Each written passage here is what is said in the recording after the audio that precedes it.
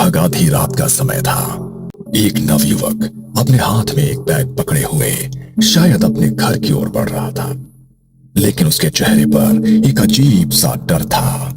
वो अपने कदमों को तेज तेज बढ़ा रहा था, लेकिन जैसे ही वो गांव के कुएं के पास पहुंचा, उसका पूरा शरीर पसीने से भीग गया। वो वहां से मानो पलक झपकते ही गायब हो जाना चाहता हो। आलतू चल आलतू, आई बला को टाल दू, हे प्रभु रक्षा करना, यहाँ से सही सलामत चले जाऊं। उसने अपने कदमों की रफ्तार को तेज की, लेकिन जैसे ही वो कुएं के पास से गुजरा तो उसके कानों में किसी की पायल की आवाज पड़ी। उस आवाज को सुनकर डर के मारे उसके पैर वहीं जम गए और उसके कंधे पर उसे कुछ महसूस हुआ। उसने हिम्मत करके पीछे मुड़कर देखा तो घूंघट ओढ़े एक औरत उसके सामने खड़ी थी। उसे देखते ही डर से उसका चेहरा फीका पड़ गया। तभी उस औरत ने अपना हाथ उसके चेहरे की तरफ बढ़ाया और उसकी गर्दन को एक ही झटके में मरोड़ दिया और वो निढाल होकर जमीन पर गिर पड़ा। अगली सुबह जब लोग वहां से गुजरे तो कुएं के बाहर लोगों का जमावड़ा लग गया। सत्यानाश, पता नहीं ये किस किस को और लेकर जाएगी। पिछले 2 महीने में 5वीं मौत हुई है। ये मना किया था रात को यहाँ से कोई मत जाना। इंसानों को, हमारे जानवरों को, किसी को नहीं छोड़ा इसने। अब मुझे तो ये सती माता का प्रकोप लगे। सती आसरा का स्थान बनाना होगा। देवी को रोज भोग देवेंगे और कोई भी सूरज ढलने के बाद यहाँ ना आवेगा। देवी को रात के समय जरा सा भी विघ्न पसंद ना है। अपनी जान बचानी है तो यही करना होगा। माना जाता है कि गांव के कुएं और नदी पर सती आसरा का स्थान होता है, जिन्हें देवी का रूप माना जाता है। गांव में होने वाले इन हादसों की वजह से गांव वालों ने कुएं पर सती आसरा का एक छोटा सा मंदिर बनाया, जिसके भीतर कोई मूर्ति नहीं थी। बस गांव के लोग वहां देवी को भोग लगा सके, इसलिए वो मंदिर बनाया गया ताकि देवी का क्रोध शांत हो सके। लेकिन उसके बाद भी गांव में होने वाले वो हादसे। तभी एक रात काले कपड़े पहने एक लड़की, जिसने अपने चेहरे को काली शॉल से ढका हुआ था, अपने हाथ में एक काले रंग की पोटली लिए हुए, सती आसरा के डर से अब रात को कोई भी कुएं के पास नहीं भटकता था। इसलिए गहरी काली अंधेरी रात में वो अकेली कुएं के पास अपना आसन लगाकर बैठी और कुएं पर थोड़ी हल्दी कुमकुम और अपनी उंगली से काट कर रक्त का चढ़ावा किया और तेल का एक दीपक भी जलाया। तुम्हारा बदला पूरा हो गया है, तुम अब शांत हो जाओ। गांव वालों को मत मारो, जिनको मारना था उन्हें तो मार चुकी हो। गांव में हो रहे इन हादसों को 3 महीने बीत चुके थे और आज से 3 महीने पहले एक रात काले कपड़ों में अपना चेहरा ढकी हुई एक स्त्री रात के 2:30 बजे कुएं के पास एक यज्ञ कुंड जलाए बैठी थी। यज्ञ कुंड के पास एक मुर्गा, जिसके हाथ पैर और चोंच को रस्सियों से बांधा गया था। नरकंकाल की खोपड़ी में किसी जानवर का रक्त भरा हुआ था। वो उस रक्त का छिड़काव बार बार यज्ञ कुंड में कर रही थी और बड़ी ही धीमी आवाज में कुछ मंत्रों का उच्चारण भी कर रही थी। तुम्हें जागृत होना पड़ेगा। तुम्हें जागृत किए बिना आज की रात मैं यहाँ से नहीं जाऊंगी। बलि स्वीकार करो। उसने उस बंधे हुए मुर्गे को उठाया और धारदार चाकू से उसकी गर्दन को एक झटके में अलग कर दिया। उसकी आहुति उसने यज्ञ कुंड में चढ़ा दी। तभी वहां एक अजीब सी सिहरन उठी। रात के सन्नाटे में मानो कोई दबी आवाज उसे सुनाई देने लगी। कुएं के भीतर से मानो किसी की आत्मा निकलकर बाहर आ गई। उसने पीछे मुड़कर देखा तो घूंघट ओढ़े एक औरत उसके सामने खड़ी थी। जाओ और खत्म कर दो उन्हें। मुझे अपना बदला चाहिए। जाओ। मानो जैसे वो उसकी आज्ञा का इंतजार कर रही थी। उसके इतना कहते ही वो गांव की ओर बढ़ी और एक घर के बाहर जाकर रुक गई। दरवाजे पर ठक ठक की आवाज हुई। अरे इतनी रात को कौन आया है? रात के 3 बज रहे। इस वक्त कौन दरवाजा खटखटा रहा है? तभी दरवाजे पर फिर से ठक ठक की आवाज आई। पता नहीं कौन आया है, देखना ही पड़ेगा। मंगल दरवाजा खोलने के लिए गया। दरवाजे से अभी भी लगातार ठक ठक की आवाज आ रही थी। अरे बोल रहा हूं ना। अभी तक मंगल आती नहीं था, लेकिन जैसे ही उसने दरवाजा खोला तो उसके होश उड़ गए। उसके सामने घूंघट ओढ़ी हुई वही औरत खड़ी थी, लेकिन जैसे ही मंगल ने उसे देखा तो हवा के झोंके से उसके चेहरे से उसका घूंघट सरक गया। मंगल ने जैसे ही उसका चेहरा देखा तो उसकी चीख निकल गई। उसका चेहरा पूरी तरह से गला हुआ था और आंखों की पुतलियां बिल्कुल सफेद होकर उल्टी हो चुकी थी। मंगल जल्दी से दरवाजा बंद करने, लेकिन दरवाजा बंद नहीं हुआ। वो डर के मारे अंदर की तरफ भागने लगा। तभी उस भयानक औरत ने उसकी गर्दन को अपने हाथों में जकड़ लिया और एक ही झटके में उसकी गर्दन को मरोड़ डाला और उसके चेहरे के मांस को बुरी तरह से नोच डाला। दर्द के मारे पूरे घर में उसकी चीख गूंज गई और कुछ देर उसकी दर्द भरी चीखों के बाद सब कुछ बिल्कुल शांत हो गया। अगली सुबह जब परिवार वाले घर पहुंचे तो उसका ऐसा हाल देखकर उनके पैरों तले जमीन खिसक गई। ये क्या हो गया मेरे भाई को? तुझे इतनी बेरहमी से किसने मार डाला मेरे भाई? किसने मार डाला तुझे? अभी तो सिर्फ इसकी जान गई है, अभी तो तेरा मरना बाकी है। जितनी बेरहमी से इसकी मौत हुई है, उससे ज्यादा बेरहमी से अब तू मारा जाएगा। राजेश अपने भाई से लिपटकर बिलख बिलख कर रो रहा था। उसने गांव वालों के साथ जाकर अपने भाई का अंतिम संस्कार किया। रात को वो अपने भाई की तस्वीर को अपने हाथों में लिए रो रहा था। मत रो बेटा, भगवान ने हमारी जिंदगी में यही दुख लिखा था। पहले मेरा बड़ा बेटा चल बसा और अब मंगल। ना जाने किसका श्राप लग गया है हमारे घर को। एक के बाद एक अनहोनी घटती ही जा रही है। मंगल की मौत कोई सामान्य मौत नहीं है माँ। किसी ने जानबूझकर मारा है उसे। उसकी हालत नहीं देखी क्या तुमने? कैसे उसके चेहरे पर पूरा मांस नोचा हुआ था। हाँ? मैं वो फिर से याद नहीं करना चाहता हूँ माँ, लेकिन जिसने भी मेरे भाई के साथ ऐसा किया है, मैं उसे ढूंढ कर निकालूंगा। नहीं छोड़ूंगा उसे माँ, मैं नहीं छोड़ूंगा उसे। उन दोनों की आंखों के आंसू रुकने का नाम नहीं ले रहे थे।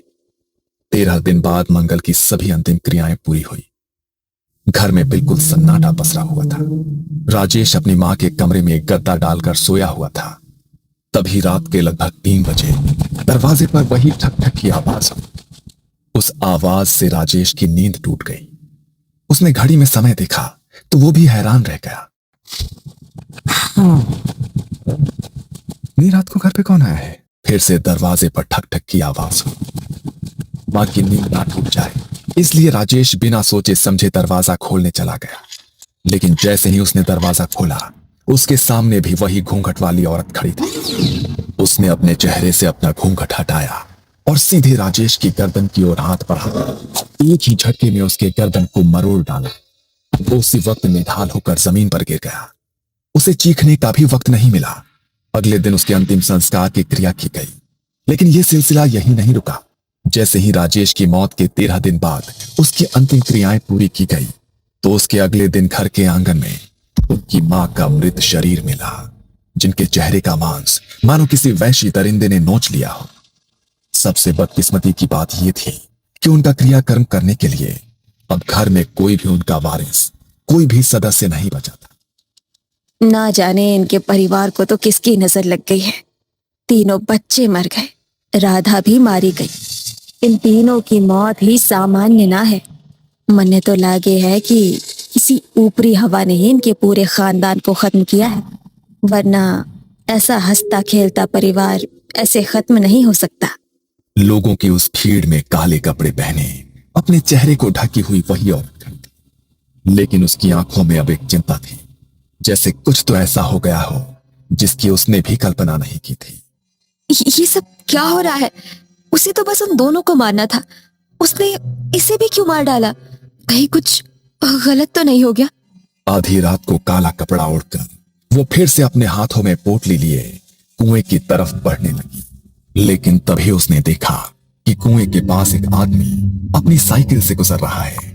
मगर देखते ही देखते वहां पायलों की आवाज गूंजी और उसके सामने घूंघट ओढ़ी वो स्त्री अचानक से आकर खड़ी। डर के मारे वो आदमी साइकिल से गिर पड़ा। वो उसकी ओर बढ़ी और उसने उसके शरीर के मांस को पूरी तरह से नोच डाला। उसकी चीखों की आवाज पूरे गांव में गूंज उठी। ये देखकर काले कपड़ों से खुद को ढकी माया के होश उड़ गए। वो तुरंत ही वहां से भागकर अपने घर पहुंचा। डर के मारे उसका पूरा शरीर कांप रहा था और आवाज हाँफ रही थी। ये सब क्या हो रहा है? मुझे उसे शांत करना होगा, वरना जो भी अब उस कुएं के पास से गुजरेगा वो उन सबको मार डालेगी। उसने उसे शांत करने की बहुत बार कोशिश की, लेकिन गांव में होने वाली मौतों की संख्या कम होने की बजाय दिन प्रतिदिन बढ़ती जा रही थी। इन हादसों को 3 महीने बीत चुके थे। माया अब अपनी आंखों के सामने किसी और को बलि चढ़ते हुए नहीं देखना चाहती थी। इसलिए आज उसकी शांति के लिए माया कुएं के पास बैठकर यज्ञ कर रही थी। तुम्हारा बदला पूरा हो गया है, तुम अब शांत हो जाओ। गांव वालों को मत मारो, जिनको मारना था उन्हें तुम मार चुकी हो। अब क्यों तुम गांव वालों की बलि देने पर तुली हो? तभी अचानक वहां बहुत जोर से हवा चलने लगी, जैसे कोई उसे अपनी मौजूदगी का एहसास कराना चाहता हो। कुएं की मंडेर पर जल रहा वो दीपक हवा के झोंके से बुझ गया और उसे भी अपने आसपास पायल की आवाज सुनाई देने लगी। उसने पीछे मुड़कर देखा तो वही औरत उसके सामने खड़ी थी। उसके चेहरे से घूंघट हट चुका था और उसका भयानक चेहरा गुस्से में उसे ही देख रहा था। देखो, तुम्हें शांत होना होगा। तुम अपनी छोटी बहन को इस तरह नहीं मार सकती। मैंने तो बस तुम्हारे बदले के लिए तुम्हें जागृत किया था। तुम दूसरों की जान क्यों ले रही हो? उन्होंने तुम्हारे साथ जो किया उसका बदला ले लिया है ना तुमने। आज से 4 महीने पहले गांव के एक घर में मातम का माहौल था। घर के बड़े बेटे का उसकी शादी के कुछ समय बाद ही निधन हो गया था। घर में 2 जवान बेटे थे जिनकी नजर अपनी विधवा जवान भाभी पर पड़ गई थी। मंजू अपने पति की मौत के गम में खुद को अपने कमरे में बंद किए बस रोए ही जा रही थी। तभी उसके दरवाजे पर जोर जोर से खटखट की आवाज हुई। उस खटखट की आवाज से मंजू अचानक से सहम गई और दीवार की तरफ खिसकती चली गई। उसने दरवाजा नहीं खोला। तभी अचानक 2 लोग दरवाजा तोड़कर अंदर आ गए। इतनी देर से हम लोग दरवाजा खटखटा रहे हैं, तुझे समझ में नहीं आ रहा है? हैं? तुझे क्या लगा था कि तू दरवाजा नहीं खोलेगी तो हम अंदर नहीं आ पाएंगे? हाँ? देखो, ऐसा मत करो। मैं तुम्हारी भाभी हूँ। भाभी माँ के समान होती है। कुछ तो सोचो। चुप, बिल्कुल चुप। तो इस घर की बहू है। अब हमारा भाई तो मारा गया, अब तुम्हारे ऊपर हमारा भी तो कुछ हक हुआ ना। अब अपने ये आंसू बंद करो। वो दोनों किसी शैतान की तरह हंसते हुए मंजू की तरफ बढ़ने लगे। मंजू इस तरह अपनी इज्जत को अपने हाथों बर्बाद होते नहीं देख सकती थी। उसने उन्हें धक्का मारा और बाहर की तरफ भागी। वो दोनों भी उसके पीछे पीछे भागे। उनसे अपना पीछा छुड़ाने के लिए वो गांव के कुएं की तरफ दौड़े और उनसे अपना रक्षण करने के लिए कुएं के अंदर कूद गए। अब क्या करें? ये तो कुएं में कूद गई भाई। अरे अब कूद गई तो कूद गई, तू निकल यहाँ से, वरना अगर किसी ने देख लिया ना तो इसके मरने का इल्जाम हमारे ऊपर ही लग जाएगा। मैं अच्छी तरह जानती हूँ कि क्यों मरी है मेरी बहन और कौन है उसकी मौत का जिम्मेदार। तेरी मौत का बदला तो मैं लेकर रहूंगी मेरी बहन। माया अब अपनी बहन की आत्मा को जागृत करके उसकी मौत का बदला तो ले चुकी थी, लेकिन उसने अपनी बहन की आत्मा को जिन तांत्रिक विधियों के जरिए जागृत किया था उसे शांत कर पाना अब उसके लिए नामुमकिन हो गया था। वो अपने कमरे में घबराई हुई बैठी थी। तभी रात के लगभग 1:30 बजे किसी ने उसका दरवाजा खटखटाया। इतनी रात के कौन आया है?